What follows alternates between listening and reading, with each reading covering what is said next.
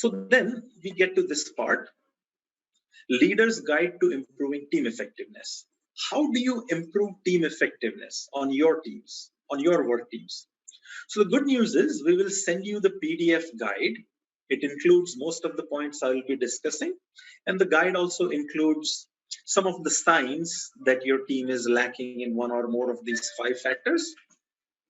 And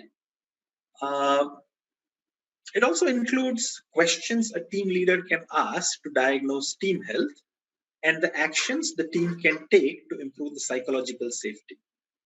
So great. So how to foster psychological safety? That's the first factor, remember? So first is role model vulnerability. That's by the team leader. Research has shown that psychological safety lives and dies at the team level. And what is the single most important factor that impacts psychological safety? It's the team leader's behavior or role modeling. When the team leader behaves in a certain way and role models vulnerability, humility, curiosity, it cascades down to the team members. So something like, hey, I don't know the answer. You might know better. You know more about this than me. I'm sorry, I made a mistake. So those are the kinds of humility and vulnerability the leader needs to show. Second is ask questions to solicit inputs from all team members, and then demonstrate curiosity and genuinely listen.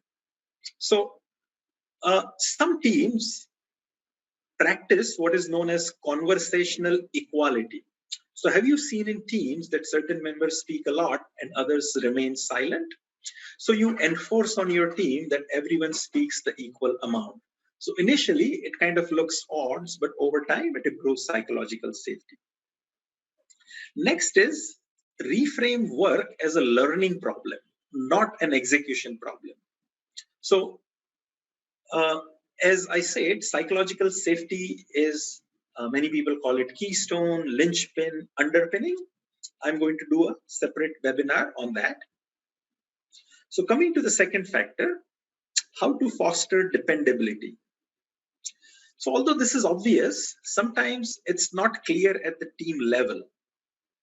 Individual roles, goals, and ensure that team members know their own responsibility and other people's responsibilities. Also, it's very important that everyone works on their highest priority task, and sometimes those things are not clear. So 5 people on the team might be pulling in 5 different directions because they don't know the priorities or the goals.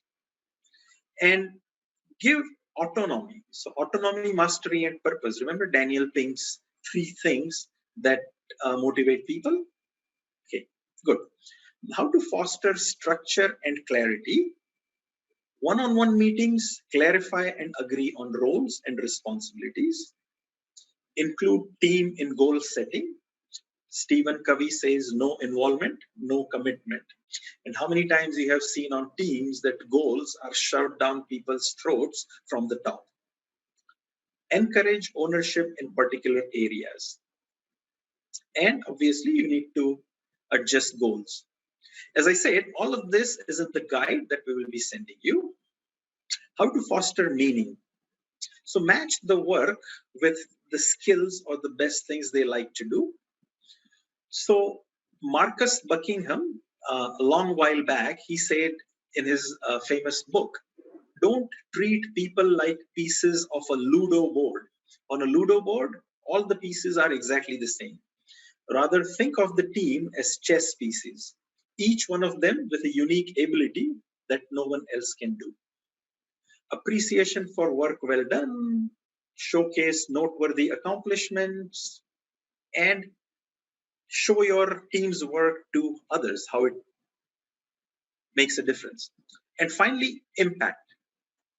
So, do team members focus on things that make an impact? Share the impact and create more importantly, co-create a clear vision.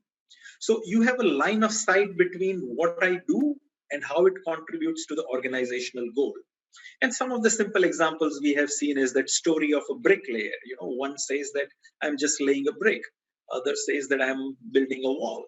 And then the third one says that I am building a cathedral or a temple that will last hundreds of years and millions of people will worship in it. Or the story of a janitor at NASA. So I'm not just responsible for cleaning. I am responsible to make sure no debris gets stuck somewhere and endanger the life of the astronauts. So both meaning and impact are intrinsic motivators. So in HR, we have learned about Herzberg's motivational theory. So meaning is more internally focused and impact is more externally focused.